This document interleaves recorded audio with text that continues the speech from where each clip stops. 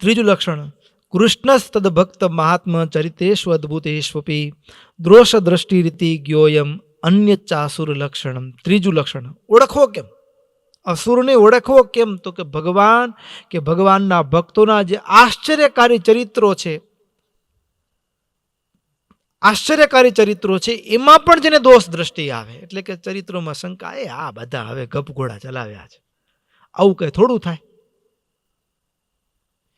ચરિત્રોમાં, ભગવાનના ચરિત્રોમાં દોષ બુદ્ધિ આવે એ અસુરનું ત્રીજું લક્ષણ છે. એનું કારણ શું ભક્તો? ભગવાન છે ને ક્યારે બુદ્ધિથી માપવાની ચીજ નથી. ભગવાન બુદ્ધિથી માપવાની ચીજ નથી. ભગવાનનો ભગત પણ બુદ્ધિથી માપવાની ચીજ નથી. ભગવાનની આગળ જઈએ ત્યારે બુદ્ધિ નહીં, હૃદય ભક્તો. બુદ્ધિ ટૂંકી પડશે. કારણ શું? કારણ શું ભક્તો? બુદ્ધિ હશે ને ત્યાં શંકા હશે, તર્ક વિતર્ક હશે, શંકા કુશંકા હશે. ભગવાન નૈષા તર્કેણ લભ્ય, ઉપનિષદની અંદર કીધું, ભગવાન બુદ્ધિથી પામી શકાય, તર્ક વિતર્કથી પામી શકાય એવા નથી. ભગવાન ત્યાં તો તર્ક બુદ્ધિ વિરામ પામી જાય. એટલે ભગવાનના ચરિત્રો ક્યારે પણ બુદ્ધિથી ન સાંભળવાના, હૃદયથી સાંભળવાના. જો ભગવાનના ચરિત્રોમાં બુદ્ધિ લગાડીને તો આપણને ક્યારેય પણ ધર્મમાં આસ્થા ના આવે, ધર્મમાં વિશ્વાસ આવે નહીં. હા, અને ભલે હકીકત જ પણ માનવ બુદ્ધિ પહોંચી ન શકે. જેમ કે અત્યારે તમને એક ભાગવતનો પ્રસંગ કહું, 9મા સ્કંદમાં એક કથા આવે છે. 9મા સ્કંદમાં એક કથા છે, અને કથા એવી છે કે એક રાજા છે, મનુ છે, અને એના કોઈ સંતાન નથી. હવે કોઈ સંતાન નથી એટલે એને વશિષ્ઠજી પાસે યજ્ઞ કરાવ્યો. હવે યજ્ઞ કરાવ્યો, યજ્ઞ શેના માટે? તો કે પુત્રેષ્ટિ યજ્ઞ, પુત્રની પ્રાપ્તિ થાય એના માટે. હવે વશિષ્ઠજી યજ્ઞ કરાવે ને, તો હવે એમાં બન્યું કેવું કે રાણી જે હતા ને, પત્ની, એને ઈચ્છા દીકરીની હતી, રાજાની ઈચ્છા દીકરાની હતી. એટલે રાણીએ યજ્ઞ કરાવનાર જે બ્રાહ્મણ હતા એને કીધું કે ગુરુદેવ એવા મંત્ર ભણજો કે દીકરીનો જન્મ થાય. એટલે હવે એવા મંત્રની આહુતિઓ અપાઈ અને યજ્ઞના અંતે એ ચરુ નીકળ્યો અને એ રાણી એનું પાન કર્યું અને સમય પસાર થયો અને ત્યાં દીકરીનો જન્મ થયો. રાજાને પ્રશ્ન થયો કે આપણે તો દીકરા માટે યજ્ઞ કરતો, દીકરી કેમ? શું વાત આવી? દીકરા માટે યજ્ઞ કરતો ને દીકરી કેમ આવી? એટલે તરત વશિષ્ઠજીને પ્રાર્થના કરી, ગુરુદેવ આમાં ગડબડ થઈ ગઈ, કેમ થયું? હા, ફેરફાર થઈ ગયો. એટલે વશિષ્ઠજી અંતરદ્રષ્ટિ કરી એટલે કીધું કે ભાઈ આમાં વાંક તમારો છે, આપણું કાંઈ નથી.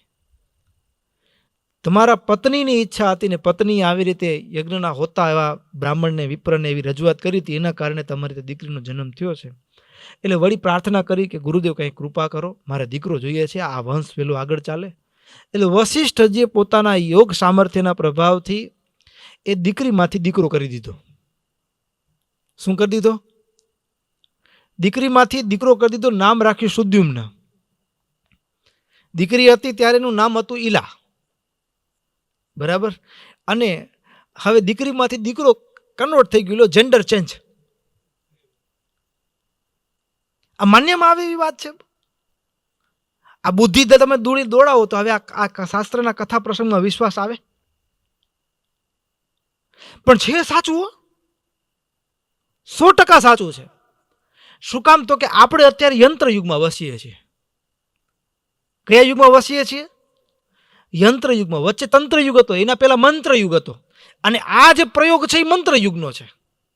અત્યારે જે કામ યંત્રથી થાય છે, અત્યારે જે ઓપરેશન થાય છે, બાઈમાંથી ભાઈ થાય ને ભાઈમાંથી બાઈ થાય. લ્યો, હા, જમાનો આવી ગયો ભાઈ. હા, બાઈમાંથી ભાઈ થાય. યંત્રથી જે કામ થાય છે એ પેલા મંત્ર શક્તિના પ્રભાવથી થતું હતું. વશિષ્ઠજી પોતાના યોગ સામર્થ્ય, પોતાની મંત્ર શક્તિના પ્રભાવથી એ ઈલામાંથી પાછા સુદ્યુમ્ન કરી દીધા. એને પુરુષ દીકરો, પુરુષત્વ પ્રદાન કરી દીધું. પણ હવે આ કથા ભાગવત સાંભળતા હોઈએ અને બુદ્ધિ હોય તો ચકડોળે ચડાવે કે ન ચડાવે? હજી એમાં ગજબની વાત લખ્યો. 9મા સ્કંદમાં લગભગ ભૂલતો નહોતો, બીજો 3જો અધ્યાય છે, આગળના ભાગમાં જ છે કથા, અને મજાની કથા છે. હવે પાછું કેવું થયું કે એ સુદ્યુમ્ન રાજકુમાર, હવે રાજાના છોકરાઓ એટલે શોખ એવા હોય ને પાછા, હા, એ મૃગ્યા કરવા માટે નીકળ્યા લાવ લશ્કર લઈને, અને એવી જગ્યાએ પ્રવેશ કરી ગયા કે જે વિસ્તાર હતો ભગવાન શંકર એ વિસ્તારનો પ્રતિબંધિત હતો. હવે એ જગ્યાએ પ્રવેશ કરે ને ત્યાં બન્યું કેવું તો કે ત્યાં વળી પાછું બદલાઈ ગયું, ઘોડા હતા એ ઘોડી થઈ ગયા, અને ભાઈ બાઈઓ જેન્ડર ચેન્જ થઈ ગયું ત્યાં વળી પાછા. હવે આ કથા છે લો ભાગવતની.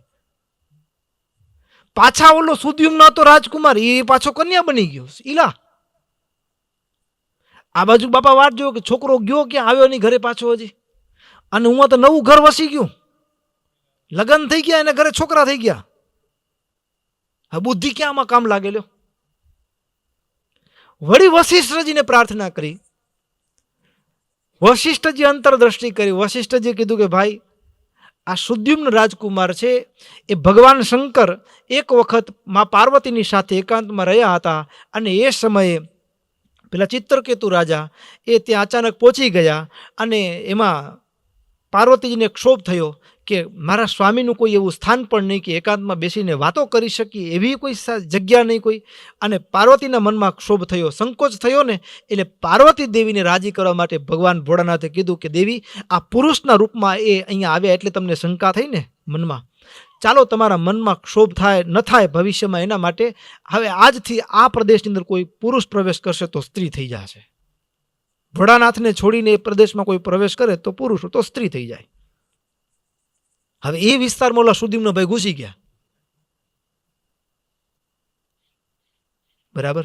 હવે માનવ બુદ્ધિથી વિચારીએ તો એનામાં શંકા થાય છે. અને વશિષ્ઠજીને વળી પાછી પિતાએ પ્રાર્થના કરી ગુરુ કંઈક દયા કરો, ત્યારે એમાં તો એવી જમાવટ કીધું કે એટલે મહિનો કીધું કે 6 મહિના પુરુષ અને 6 મહિના સ્ત્રી લ્યો. હવે આવું એનો ગુરુજીએ ગોઠવણી કરી દીધી. તો આ જે બધી કથાઓ છે બુદ્ધિથી નથી સાંભળવાની. શાસ્ત્રને સાંભળવા માટે બુદ્ધિ એક બાજુ મૂકી દેવાની, હૃદય ખોલીને બેસવાનું. અને પાછળના જે લક્ષણ ભાવ અને મુખ્ય ભાવ બે જુદું જુદું હોય. લક્ષણા ભાવ અને મુખ્ય ભાવ એટલે શાસ્ત્રને જો સમજતા ના આવડે તો શાસ્ત્રના અર્થ અવળા થઈ જાય.